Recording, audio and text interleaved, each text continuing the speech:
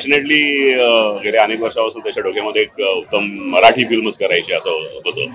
स्वतः तो अमराठी आहे. बॉडी ट्रान्सफॉर्मेशनसाठी घेतलेले अमाप कष्ट म्हणजे 50 किलोपेक्षा जास्त बॉडी ट्रान्सफॉर्मेशन प्रामाणिक खलनायक म्हणूया आपण साकारण्याचा प्रयत्न या निमित्ताने करता आला. पद्मराजला मी अनेक वर्ष ओळखतोय. तो ऍक्टिंग क्लासेस आणि कोर्सेस कंडक्ट करतो. मुंबईमध्ये गेली अनेक वर्ष आणि पॅशनेटली गेले अनेक वर्षापासून त्याच्या डोक्यामध्ये एक उत्तम मराठी फिल्मच करायची असं होतं.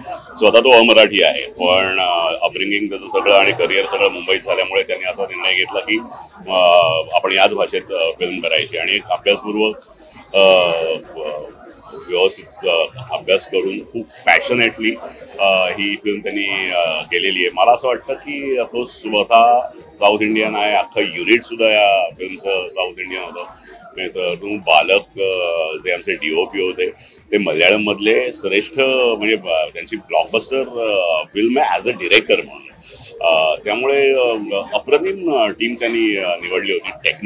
बेसिकली टेक्निकल तर सगळीच टीम ही त्याची साऊथची होती आणि मला असं वाटतं मुख्य कलाकारांपैकी एकमेव आर्टिस्ट मी असेल की जो मराठी होतो. चांगला विषय, एक पिरियड फिल्म, एक मोठं धाडस, बॉडी ट्रान्सफॉर्मेशनसाठी घेतलेले अमाप कष्ट म्हणजे 50 किलोपेक्षा जास्त बॉडी ट्रान्सफॉर्मेशन माझ्या माहितीत तरी मराठी किंवा भारतीय चित्रपटसृष्टीमध्ये एवढा मोठा प्रयत्न मला माहीत नाही.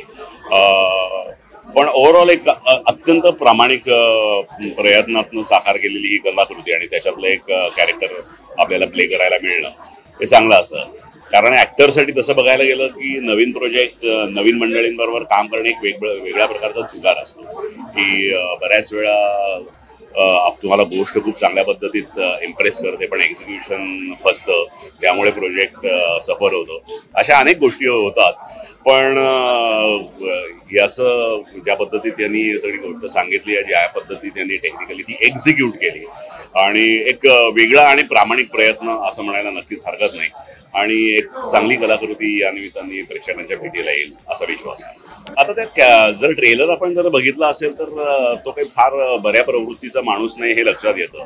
ज्या पद्धतीचे त्याचे काही शॉर्ट्स आपल्याला ट्रेलरमध्ये दिसतात.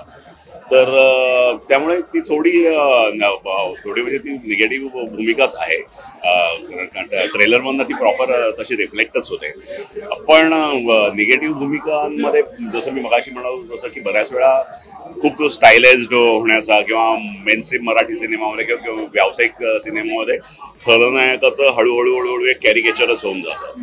तर इथे तसं होणार नाही याची एक डिरेक्टर म्हणून त्यांनी काय काळजी घेतली होती आणि कलाकार म्हणून मी सुद्धा त्याच्या आहारी जाणार नाही ना असा माझा स्वतःचा प्रयत्न होता. त्यामुळे एक जेन्युइन सबड्यूड प्रामाणिक खलनायक म्हणूया आपण साकारण्याचा प्रयत्न या निमित्ताने करता आला. मराठीमध्ये 2 अप्रतिम फिल्म्स माझ्या झालेल्या आहेत आणि माझे दोन्ही को-आर्टिस्ट असे आहेत की ते माझे अत्यंत आवडते ऍक्टर्स आहेत आणि त्या दोघांबरोबर मी पहिल्यांदा करतोय. एक फिल्म मी सुबोध भावेवर म्हणजे मी त्याच्याबरोबर मनात्मान एक कॅमिओ केला होता. पण ही प्रॉपर आमच्या दोघांची एक उत्तम व्यक्तिरेखा असलेली फिल्म आहे जी महेश मांजरेकरांनी डिरेक्ट केलेली आहे. ती शेपअप अप्रतिम झालेली आहे आणि दुसरा माझा अत्यंत जुनी मित्र कलाकार जितेंद्र जोशी त्याच्याबरोबर मी एक बंधू नावाची फिल्म केलेली आहे आणि ती पण अप्रतिम शेपअप झालेली आहेत. या दोन्ही मराठी फिल्म्सकडनं मला खूप अपेक्षा आहेत कारण त्या प्रेक्षकांना खूप आनंद देतील. चांगला चित्रपट बघितल्याचा, एक उत्तम कलाकृती बघितल्याचा असा विश्वास डेफिनेटली आहे. Thank you so much. Thank you. Marathi मनोरंजन सृष्टीमधील मालिका, चित्रपट, नाटक तसेच कलाकारांबद्दलच्या नवीन अपडेट्स जाणून घेण्यासाठी नक्की सबस्क्राईब करा इट्स मज्जा मराठी या आपल्या नवीन YouTube चॅनलला.